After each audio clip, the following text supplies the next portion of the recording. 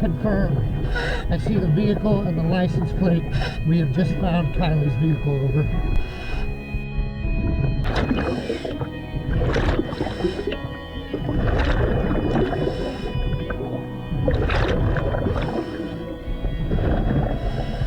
I just confirmed there are human remains in the vehicle. Over.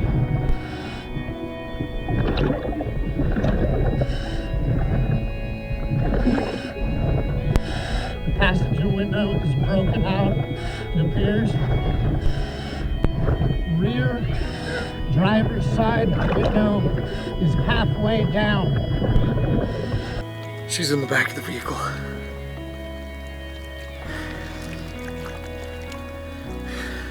She's not in the driver's seat. It looks suspicious to me. Yeah. Call the authorities. Is she seatbelted in? No. Is she in the driver's seat? No. She's not. No. Is she in the back? She's in the back. Yes. We can now confirm, we can put it out there publicly, yes, she was in the back of the car. Now, the question that my wife came to me is, for me, the back is the back, but my wife, said, what part of the back? Well, she wasn't in the back seat. She was in the back, okay? And so now when you start breaking this down, again, just speculation, even though she is a small gal, you only have so much space. A little space. You also have that this car is not sinking in the same way that a car with the windows up are going to sink, which would be a 2 to 10 minute float. And then the car, drops down. You have plenty of, air in there that's going to give you time to think about how you're going to escape with putting windows down versus a window that is down, which now you have nothing trapping the air, which means the vehicle is going to go under much quicker. As you pull the car out, the biggest reveal in my eyes, aside from the big interview with the guy in the beginning, which we can discuss as well, is the fact that she's not in the front seat. Now, is that alarm? It was alarming to Nick. I know it was. Was it alarming to you as well?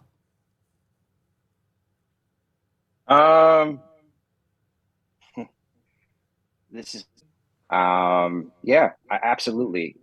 Especially in hindsight, extremely alarming when you're not only not in the back seat, but you're in the back cargo area, and the vehicle was found upside down. So, I mean, just put all those factors in together, and you also know we have multiple windows that are either open or halfway down. We're talking about a very, very tiny young girl. I mean, that's open for a lot of assessment there. I think it's alarming. Absolutely. How many times have you found a person in the very back of a car? Or is it difficult for you to end up in the back of a car? Is that common? It is. I can say that it's common when a vehicle is found underwater right side up. And we're talking about an SUV, right? So let's imagine the interior of an SUV. You have the back seat, and then you have the cargo area. I'm just going to leave that there. There's a lot of different variables. There's no exact science to when a car goes underwater, how it goes underwater, and what happens, and so forth. But what we do know is this vehicle, when it did enter the water, it became buoyant, flipped upside down, and that's where it rested. We have one window that's out, another window that's halfway down, and she's found in the back. Was there really even a party? Because we saw very little photos from there. Could you confirm or deny? Was there a party? And how was the community there? Yeah, absolutely. Nowadays when we have this, the world picks it apart, and the holes and the unseen become, stories that are seen in people's minds, and everybody's filling in the blanks. There's nothing about this situation that's fake. There was a party there. I can tell you that there was upwards of 400 children at that party. This is a senior send-off, really massive party. The party wasn't fake. Nothing about it was fake, just because there's information that is not out there. It's heavily protected. You're talking about juveniles, so the lack of pictures, the lack of evidence that the public isn't seeing is protected because they have to protect those juveniles. Persons groups are on fire with speculation about what happened to Kiely. Thing is that some of it may not be speculation. It may be real clues as to what happened. The party, 200 plus, Fact is there was a lot of drinking and drugging. Reported fights, some disturbing behavior between Kiely and a girl named minutes before the party suddenly breaking up. And then cars started flying out of the parking lot. Something bad happened and all the kids' parents told them not to get involved. You may want to keep in mind that there's a possibility of what happened to Kiely could be more sinister, and there was a panic. Is in their experience knowledge, does the area they found the car in seem to insinuate that it was driven in or rolled, since they said in another podcast that it was in neutral, due to how the tires were angled?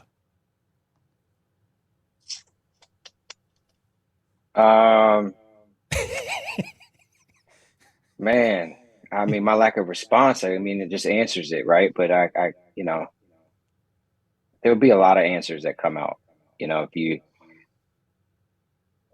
yeah, I don't want to get into that, man. Yeah, we have let's talk about what everybody knows. All right, let's put it out there. Erase the tow truck guy, right? We have a 16-year-old child that disappears, correct? She disappears with her vehicle. She's at a party with upwards of 400 kids that have attended and vanishes. I mean, someone knows something, if not multiple people know something. I can't go into it anymore, man. You know, I mean, you want to talk about her being found in an area that's not oh, I made a wrong turn. That doesn't happen in this scenario. That's not a wrong turn road there. So I just hope that, you know, whoever knows something says something. And you want to throw into the mix, is this just an accident? There's a possibility it's just an accident too. I would say everything's still on the table, but when certain things don't add up, they don't add up. So my name is Nick. I work at an emergency roadside assistance program. I got a call up in Truckee, Boca, for a battery call. So pretty much that means that the vehicle can't start. You said you went to Boca. Yes, sir. So over near Boca Lake? Yes, sir. So not Prosser Lake, Prosser Creek Lake?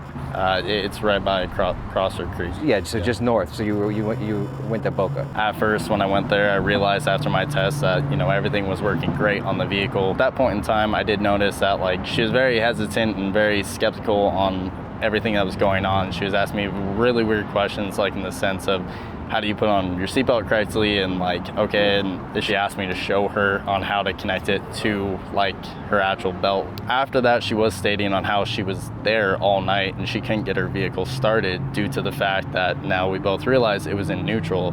She was wearing a sweatshirt, so it looked like she has been there for quite a while. What color was the sweatshirt? It was a gray sweatshirt. Gray sweatshirt. Was it dark gray or light gray? It was light gray. Okay. Yeah. Also, there was a guy there that was with her at time being. He was wearing a black San Francisco flat top ball cap facing forwards, brown hair that's sticking out just a little bit on the sides. It was kind of like they were both kind of at unease is what it looked like for me, like as if either they had a crazy night or a crazy day or there's something going on I couldn't know, and at the time I didn't realize what was going on. But other than that, he was I mean, a thinner built guy is the best way I could put it, with a bro tank, and it was white bro tank.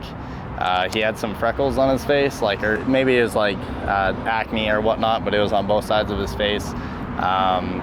Oh, he was also a little bit like shorter than me, so I'm 6'3". Was Nick able to say, look at a picture of Kiely and say, this is the girl that I saw, or was it more based off of the vehicle matched the description of her vehicle? Right now, I'm still gathering some information based upon what I just hinted to you right now. Okay, gotcha. So I'm gathering more information on that one. As far as who the male may be, I'm going to say that it was a positive match. Yeah, got without saying. Well, Oh, wow. yeah. Oh my God. Oh. Yeah, because remember he said that the girl was with a male with the SF black cap on. Oh my God. So yeah, that's what he's talking about. Jared, are you saying that the reason that you went to Boca first is because of the tow truck guy, or Yeah, like a? because we always go off of last known location, and so Yeah. we have no doubt in trusting him because of his presence, his girlfriend, and the same story was told 3 times. It was, you know, it was from memory. It wasn't like I'm making this up on the spot. Is that Nick thought that this was so odd that once he was done with the call, he pulled down the road, pulled over, called his girlfriend, and he told her what had happened. So this is where we now have her story, and she was there as well, that you didn't see her on camera at that moment in time, but we do have her on camera as well, that she collaborates his story as to he was there and how odd this was. And she remembers the day because it was her dad's birthday, so she does not forget that it was Saturday. Do you know if she had a phone on her at the time? She did state that her phone was dead. Her phone and was so dead. she used whatever guy, whoever this was, she used his phone. So that's how she did get in contact. And she kept on going over that. Like, how do you like, you know, secure your seatbelt firmly and like do it correctly? And that's when she was asking this, was the guy that she was with right there too? He was on the opposite side of the car. So he could hear the conversation as well? Every single time the guy would come over to us, she would go on to the other side, and it was just like a back and forth, like a tag team, better to say. Like one person would come over, she wouldn't stay near him, and then it would go vice versa. Or if we were at the front of the car going about the battery and talking about the battery, he was always on one side, she was on another. They were never close to each other. She was uncomfortable. So from everything that you've seen in your experience, if you had to guess, I mean, would you guess that there was foul play involved in this one? If you had to guess. I'm just going, I'll say this. I would not have put that in our title if we thought it was nothing more than an accident. It's open for, you know, interpretation, speculation at this point. There's an entire other theory that it would blow your mind if I even told you, based upon additional. Whoa. Even just going with let's see, without giving away too much, you know, and without me saying anything really. If you think about the two people that are moving around the vehicle, there could be more to that story. Did she seem high or intoxicated or? I thought that maybe she was either hungover or just had a really rough day. She looked distressed. I can tell you that there's a lot in that interview that took place for us to deem it credible, or we would not have ever filmed that interview. Any trained person on behavior and interview and interrogation can see that he displayed all the characteristics of somebody that was being honest.